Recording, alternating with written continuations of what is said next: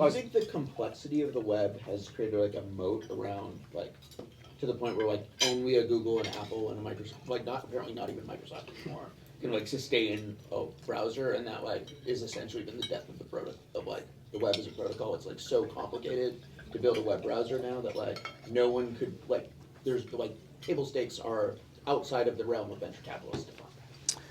I think it's pretty hard to write a renderer.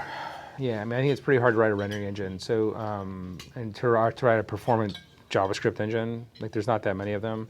But I think that if somebody really wanted to, they could. I think JavaScript, JS, I think is pretty doable. And JS, I think is probably the most common programming language in the world. Even though people say it's terrible and stupid, like it doesn't matter what they say. It's the most common language in the world. I think it's hard. I think that the bigger problem is that nobody has come up with a view of a really compelling browser that's better. So I would argue that the most commonly used web browser in the world is Facebook app. And it's not exactly a web browser, but it's a place that a lot of people go to sites with. And so the question is like, well, if you define a web browser as a URL bar and a search box and pages, then it's not a web browser. If you define it as more broadly than that, then I think there's lots of things it can be. I think that people are having a hard.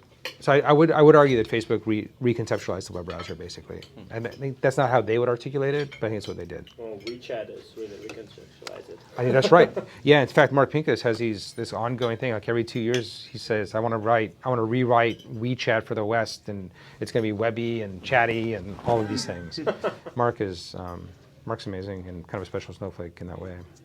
He's got a lot of ideas, but that's the kind of feeling of it. That was a meme at Facebook for a long time too.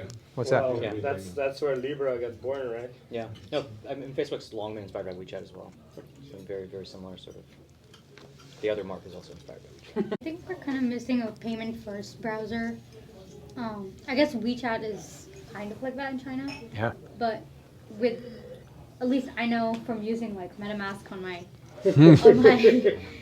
crypto apps, it's quite a pain. Yeah. Like, there might be some kind of way where it's like payments just integrated into like all your applications. I guess PayPal was maybe going to be that, but Yeah, it was hard to buy my CryptoKitties with MetaMask. I probably should check in. I'm sure they're worth a lot more now. I had like $500 of CryptoKitties.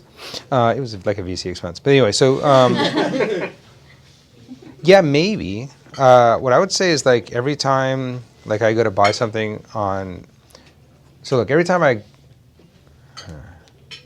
feel bad that I buy everything from Amazon. My wife also makes me feel bad about it. And so every time I'm like, oh, I need to buy this thing, but I can't buy it from Amazon, I have to buy it directly from them. Like, okay, and then I go and it says, and I see the Apple Pay button, I'm like, and then I click the Apple Pay and it just all works. It's kind of great. Because they know where I live and they know how to ship it, and the emails are all the same.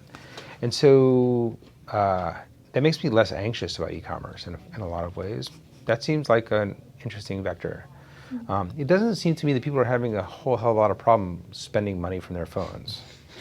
So that doesn't seem like it's fundamentally busted. Mm-hmm. But I don't know. Apple Pay seems like the closest thing I can see to me. But that's about as far from a crypto thing as you can get. That's all BD.